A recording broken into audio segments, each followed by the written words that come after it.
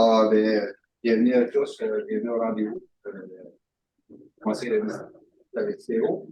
Alors, on a entendu vous êtes seulement au courant, on est à la première santé publique du conseil d'administration qui suit malheureusement la tragédie qui s'est passée à Laval. Alors, j'aimerais donc demander à mes membres de prendre un petit moment de silence pour les victimes, pour les familles. Qui ont subi, et ainsi penser aussi pour les employés de transport qui vivent ça aussi d'un autre côté, de bien comprendre, qui n'est pas facile pour eux non de faire un petit moment de silence. Et ainsi, excusez, par la même occasion, aujourd'hui, malheureusement, les funérailles d'un de nos employés actifs des STO qui décèdent.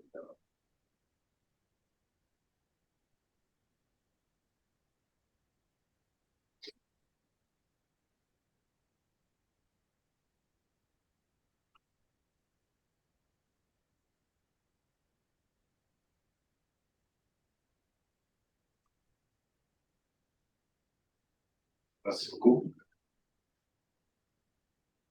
Alors, point 13, suivant la santé publique, tantôt, je vais pas annoncer les allocutions qui étaient détaillées.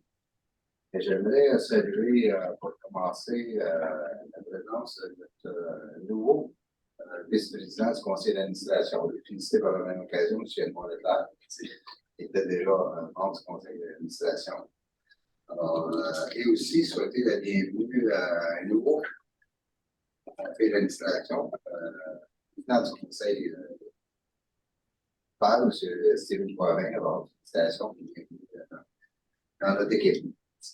Alors, pour poursuivre pour le niveau de l'ordre du jour, je vais laisser la parole à notre secrétaire, M. Corporatif, M. le Président. Merci, M. le Président. Au point 1 de l'ordre du jour, c'est la période de questions. Les citoyens, à l'intention des membres du conseil d'administration, nous avons reçu certaines questions par écrit, mais nous allons commencer par celles des personnes présentes. Alors, j'aimerais inviter d'abord M. André Simonson à s'adresser au conseil. Bonjour. Donc, je me nomme André Simonson. Je pense que c'est un bon moment de mettre un visage aux lettres que vous envoyez au travers des années. Vous savez que mes messages sont anti-tramway. Dans ce cas ici, c'est le contraire. C'est un message, en fait, qui serait bénéfique pour le tramway. Et ce sujet de nouveau pont permettrait également des parcours. Ce sujet de nouveau pont, actuellement, le projet de tramway prévoit que celui-ci emprunte le pont du Portage, qui est déjà plein à capacité. Pourquoi ne pas construire un pont, un nouveau pont, dédié au transport en commun?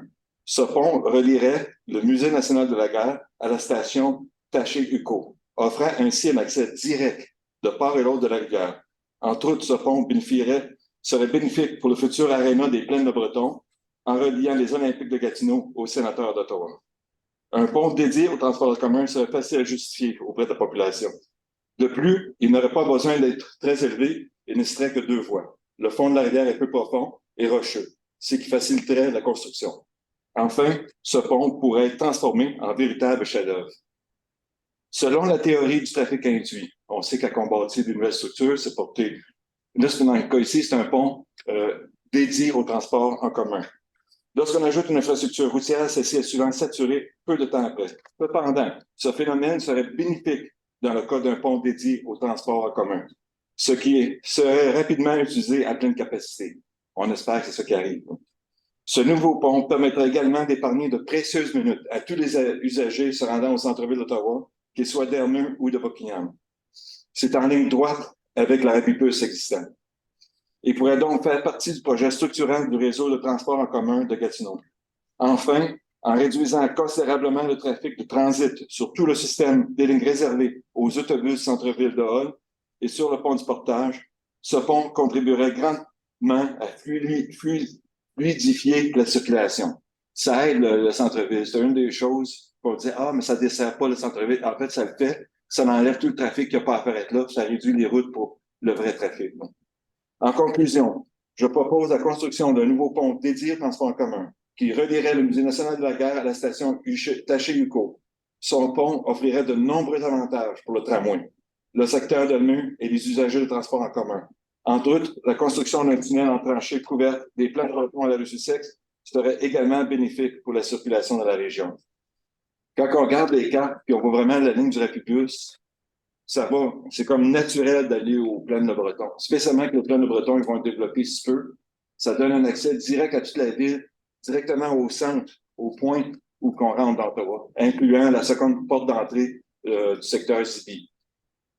Fait que c'est, à mon avis, vraiment quelque chose à considérer. Je fais les études fait passer sur le pont du Portage. Le pont du Portage est plein. Si on fait transporter un tramway en plus, on fait juste mettre plus compliqué la circulation sur le pont.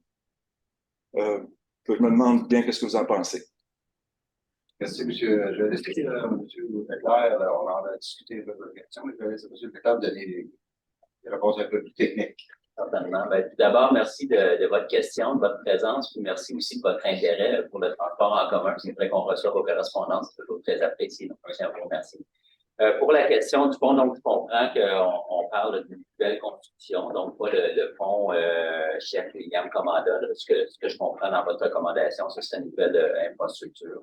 Donc, d'abord, pour la question du pont portage, la raison pour laquelle le pont portage a été retenu, c'est que ça nous permet également de nous rendre jusqu'au centre-ville directement de Gatineau et d'Ottawa, donc sans forcer une correspondance davantage pour les gens qui viendraient de l'Ouest, parce que le tramway pourrait se rendre donc au centre-ville de Gatineau directement.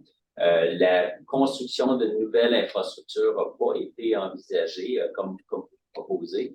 Ceci étant dit, dans les analyses d'avant-projet, c'est là que tout sera détaillé davantage. Donc, c'est pas dans les cartons pour l'instant, mais on va prendre votre recommandation. En fait, on va voir dans les prochains travaux est-ce que ça s'inscrit là-dedans. Là, mais pour l'instant, c'est les analyses démontrées que ce serait le pont portage qui est préféré.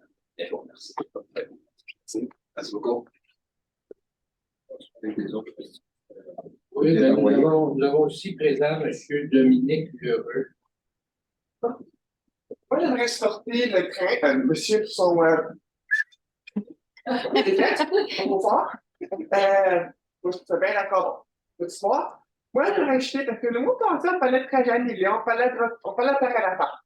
Bon, justement, quand j'ai quitté, j'ai pris le premier arrivé, premier servi, parce que si c'est annulé, puis je comprends par ça, il voulait pas attendre chez 5h30, le numéro 20. Là, c'était plein. Donc là, c'était la Fleur Sardine. Le métro de Montréal, c'est comme avant. Le métro de Montréal, si vous le prenez, c'est la Fleur Sardine. On est vraiment, on ne se pas bouger. On ne se pas péter, on ne se pas rien faire. On est vraiment là. Oui, on est vraiment pointé. À 40 pieds, hein? Rien. Mais là, 3 arrêts plus loin, il y a une madame qui l'a embarqué. On était plein. Donc là, est-ce qu'on pourrait prendre des plus longs? Certains départs, certaines heures, comme 5 heures, 5h30, 6 heures, quand c'est vraiment plein. Moi, j'ai pris le premier parce que je ne vais pas attendre jusqu'à 5h30 pour commencer. J'étais fatigué, j'avais froid. Mais pour ceux qui devaient attendre une autre demi-heure, moi, je parle pas de moi, mais je parle pour ceux. Vous parlez de quelle ligne à quelle heure, monsieur? Moi, je parle pour les 8, tout trajet qui est 40 pieds, c'est qu'on est avec la CRD. Okay. Moi, je parle le 400, je parle 20, je parle 39, je parle n'importe quelle ligne qui est vraiment que. Faut vraiment que tu continues qui ne m'a pas arrêté à rembarquer du monde. Bon, tu sais, c'est comme du dommage, mais. Mais c'est bon, c'est dommage. Certainement. Merci, M. Lheureux, de votre question, puis de votre fidélité aussi sur notre réseau. C'est toujours très apprécié. La question de l'optimisation des véhicules, effectivement, on a des véhicules articulés. Ça compose environ 22 de notre parc de véhicules seulement. Donc, on les dispose là où on a plus de demandes. Donc, quand c'est possible, c'est les véhicules qu'on va mettre si on sait qu'il y a des surcharges, mais votre recommandation a bien été. C'est pas une ligne, parce que le véhicule n'a pas de burn-out après la journée. C'est bon. Donc, un petit peu. Excellent. Merci. Merci. Merci beaucoup. Merci, M. Lheureux. Oui, nous avons reçu 2 séries de questions par courriel. La première nous a été acheminée par M. Martin Quémont concernant le tramway dans l'ouest de Gatineau. Sa première question, je la lis. Est-ce que la STO connaît les coûts engendrés pour entretenir le tramway lorsque celui-ci sera en opération? Et sa deuxième question, Combien sera la hausse de taxes supplémentaires pour les citoyens de Gatineau lorsque le tramway sera en opération?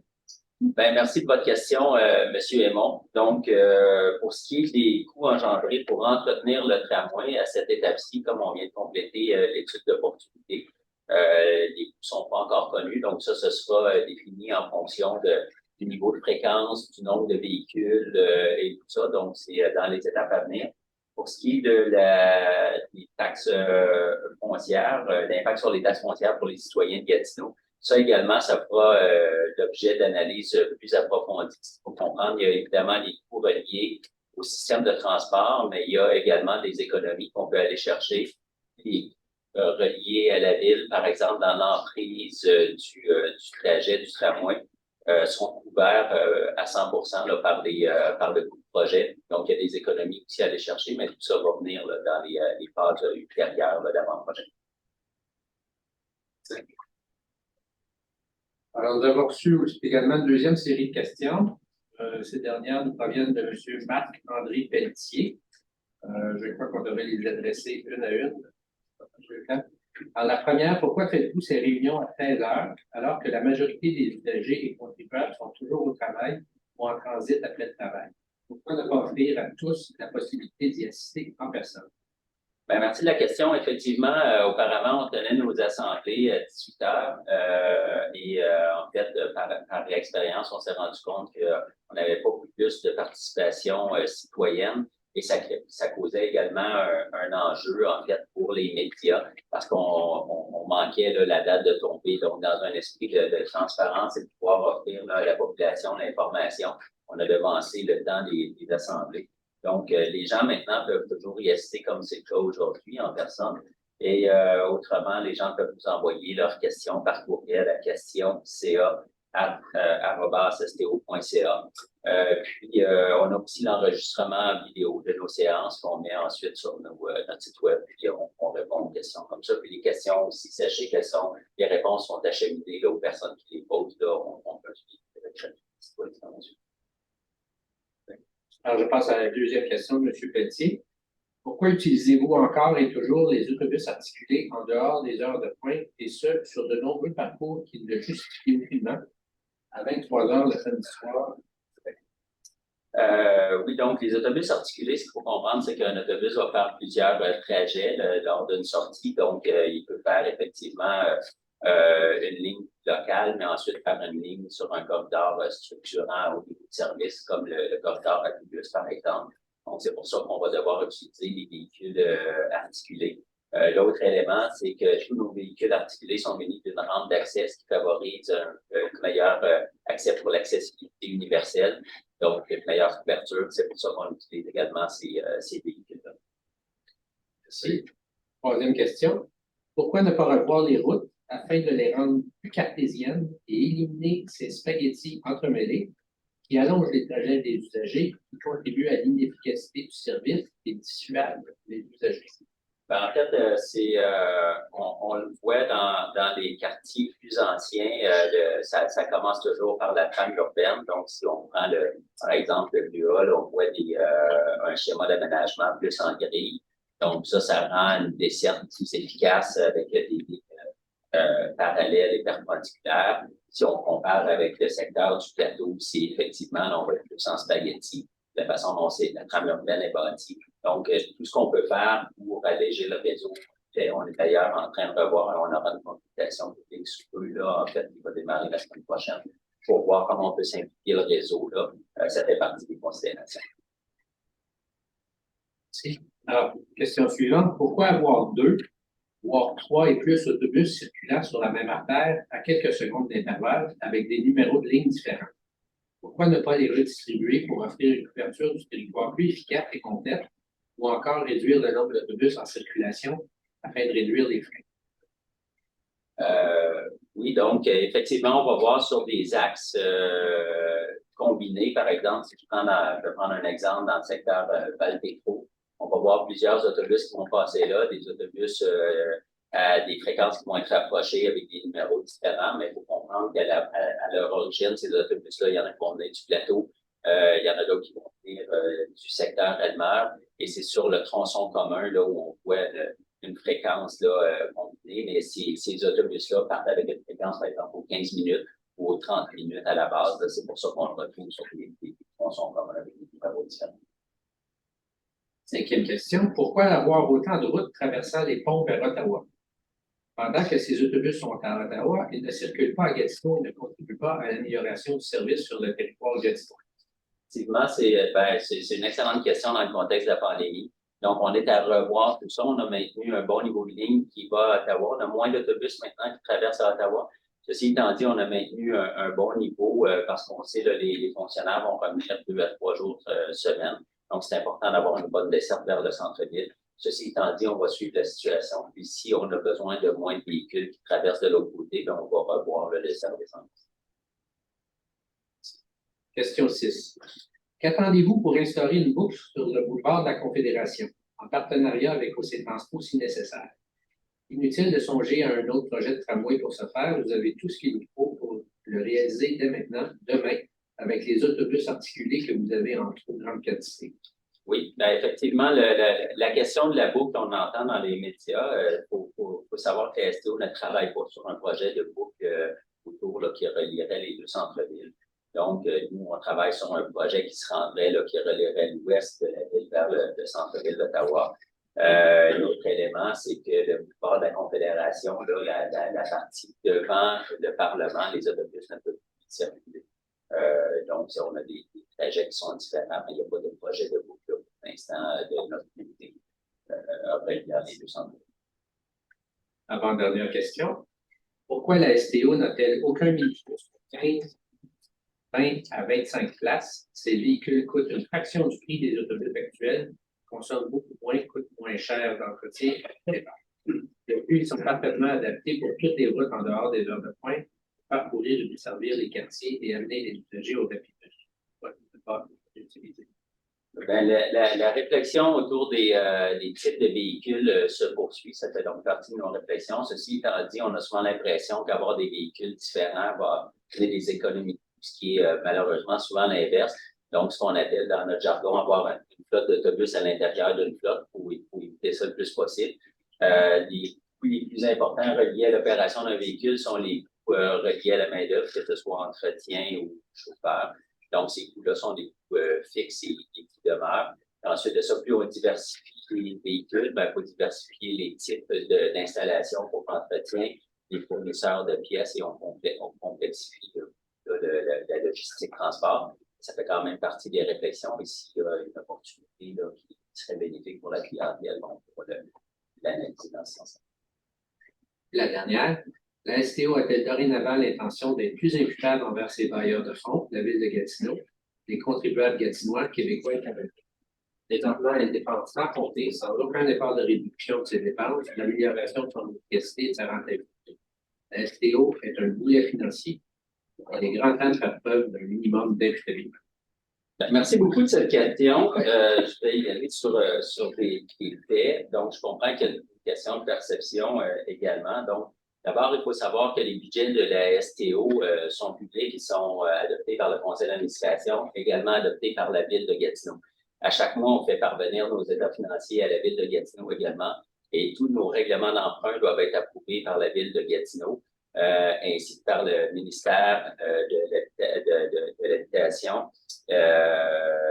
et le ministère des Affaires municipales et de l'Habitation, pardon. On a également tous les projets qu'on réalise, nos projets d'infrastructure, on a un audit qui est réalisé, donc réalisé par le ministère des Transports, de la mobilité durable, à la fin de chaque projet. Et puis, on a également donc la vérification de nos états financiers qui sont faits par les vérificateurs et la vérificatrice générale de la ville qui est envoyée à la ville. L'autre élément aussi que je veux mentionner, donc, ne serait-ce que par la loi, en fait, on a un très haut niveau d'imputabilité envers nos bailleurs de fonds. L'autre élément, c'est au niveau de la rentabilité de la STO. Ce qu'il faut savoir, c'est que quand on compare la STO à l'ensemble des sociétés de transport en commun, par exemple au Québec, au Canada, si je prends la moyenne canadienne, en fait, les coûts de main-d'œuvre des sociétés de transport sur les budgets d'opération, la moyenne canadienne se situe à environ 65 %. Pour la STO, c'est 55 %. Donc, on est une des sociétés de transport qui est gérée de la façon la plus lean, excusez-moi l'expression. Également rappeler que pendant la COVID, on est une des seules sociétés de transport à procéder rapidement à des ajustements, ce qui nous a permis d'économiser des 12 millions de dollars en 2020, et ce qui nous permet d'être dans une position financière qui est malgré les circonstances. Donc, merci de la question de permettre de rectifier. Merci.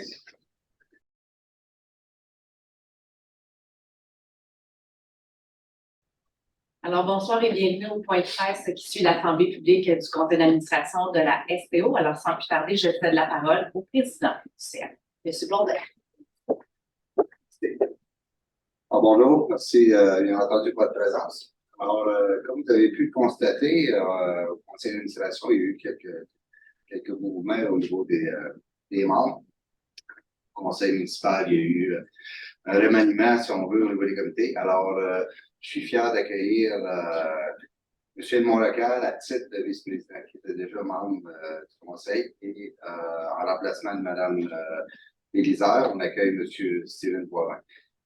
Comme je comprends, M. Leclerc, comme vous savez, c'est un grand utilisateur du transport en commun qui mobilise un peu les gens de son secteur à utiliser le transport en commun.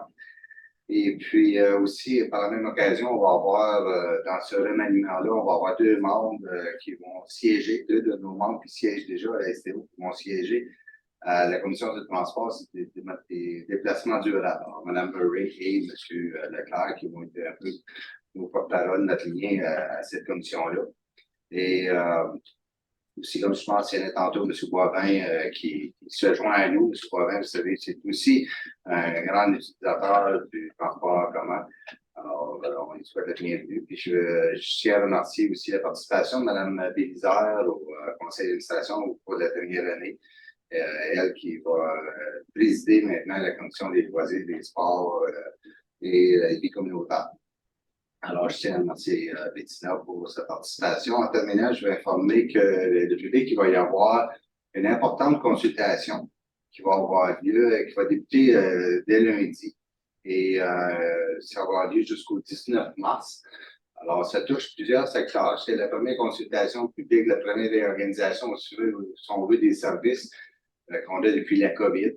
On voit que la clientèle revient. On a le prolongement du Rébibus qui s'en vient et qui devrait, en principe, ouvrir en septembre. Ça va bien. Je pense que tout va bien pour ça. Alors, ça fait en sorte qu'on fait un genre de réorganisation du système pour améliorer le système en transport en commun, mais on veut consulter les citoyens. Et c'est vraiment une consultation. Alors, suite à ça, suite aux commentaires, il va peut-être avoir des changements à ce qui est proposé. C'est correct parce que c'est vraiment, comme je disais tantôt au conseil d'administration, c'est vraiment une vraie consultation. Alors, on invite les citoyens à y participer avant le 19 mars pour qu'on puisse organiser le nouveau transport pour la rentrée de septembre. Merci beaucoup. Merci beaucoup, M. Blondin. Alors, je vais ouvrir la période de questions. On a en salle avec nous aujourd'hui Nathalie Tremblay de Radio-Canada. Alors, je vous cède la parole. D'abord, M. Blondin, mais justement, sur ces consultations-là, est-ce que c'est vraiment le prolongement du Rébibus qui va venir changer ce que vous avez comme demande en ce moment à la suite de cette pandémie-là? Alors, c'est quoi les objectifs visés par la STO pour ces consultations? Bien entendu, le prolongement du Rébibus fait en sorte une réorganisation dans ce secteur-là qui est important. On vient toucher aussi tous les secteurs, aussi Masson-Angers, Buckingham, tout le lien qui va se faire avec la nouvelle station, dans le fond. Et puis, on en profite aussi pour essayer d'améliorer le service dans le secteur ouest aussi. Alors, il va y avoir des secteurs qui vont être touchés, entre autres le plateau, Alors, c'est vraiment là, il faut que tous les citoyens, utilisateurs de la STO, et futurs utilisateurs, parce qu'on veut écouter les gens aussi qui n'utilisent pas le transport en commun, mais pourquoi ils ne l'utilisent pas? Qu'est-ce qui fait en sorte qu'ils devraient utiliser le transport en commun? Qu'est-ce qu'ils ont besoin pour se servir? Alors, c'est ça, mais ça touche vraiment tout le territoire.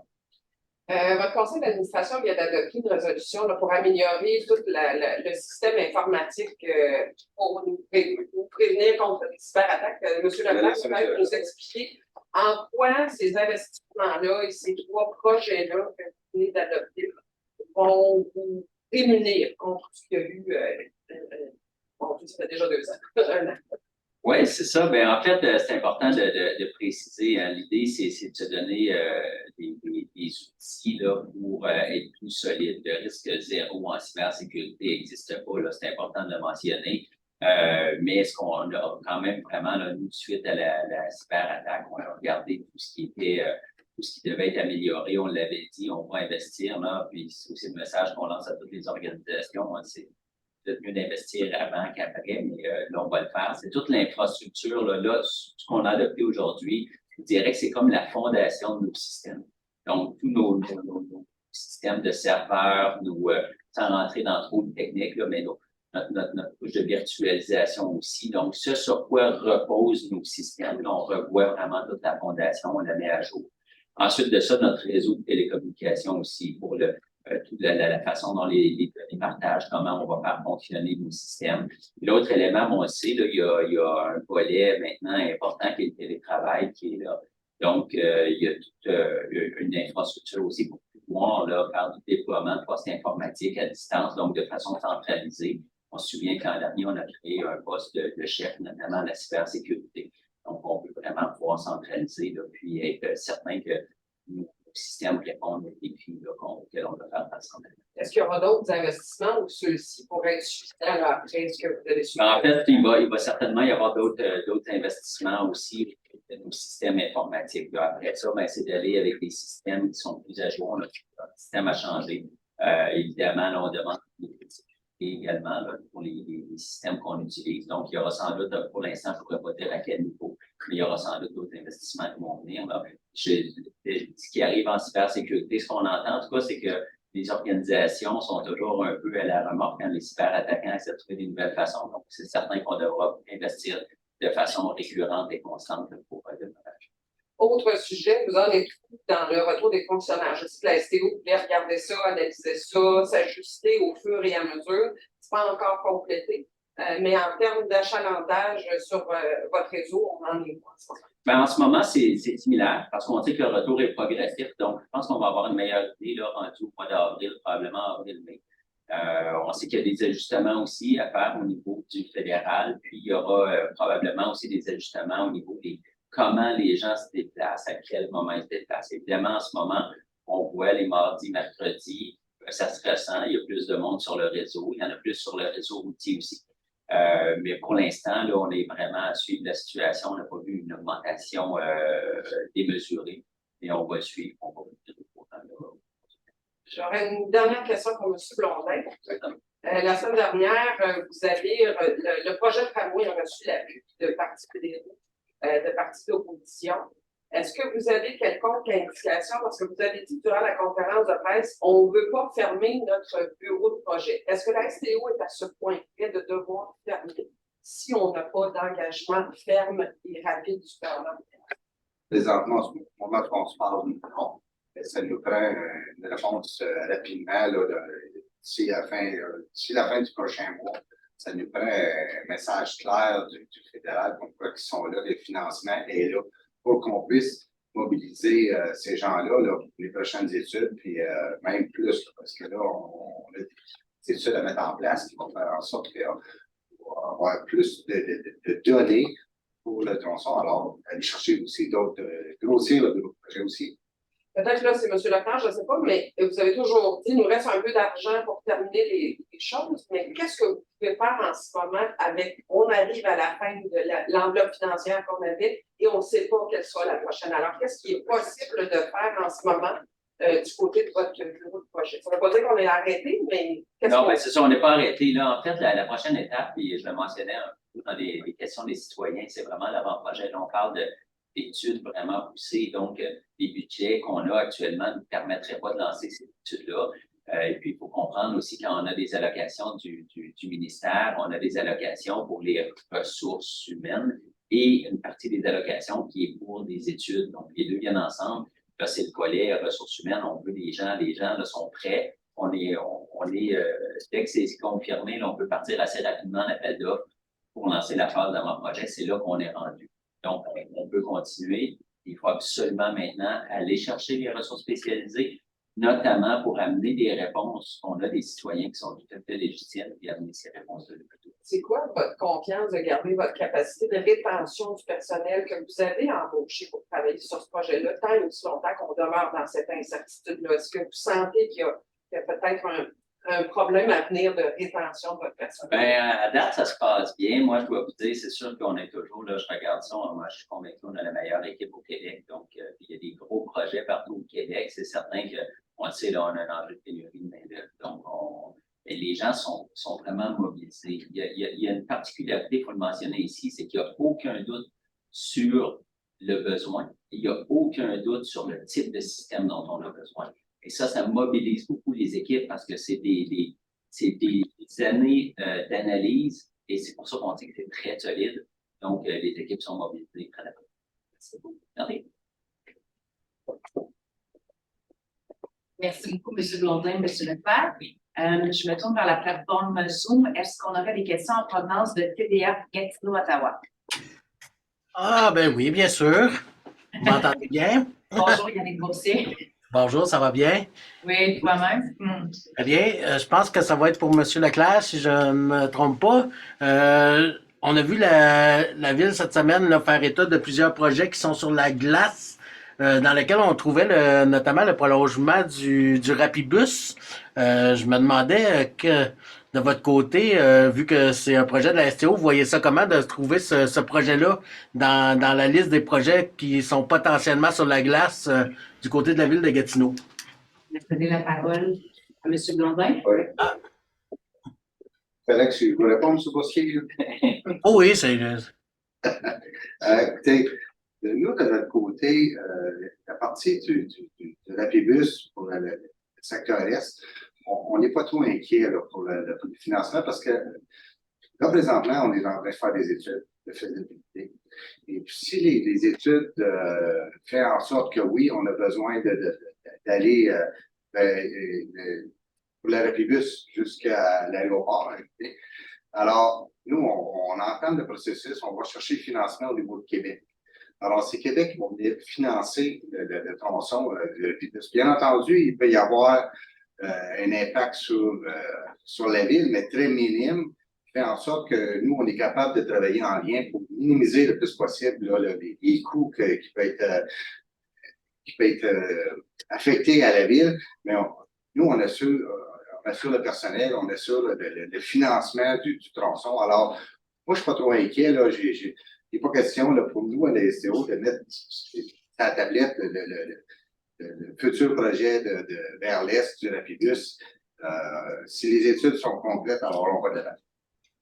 C'est quoi la partie de... Parce que vous dites, on assure le financement. C'est quoi la partie qui vient de la Ville dans ce financement-là? Outre la cote-part, je veux dire, mais...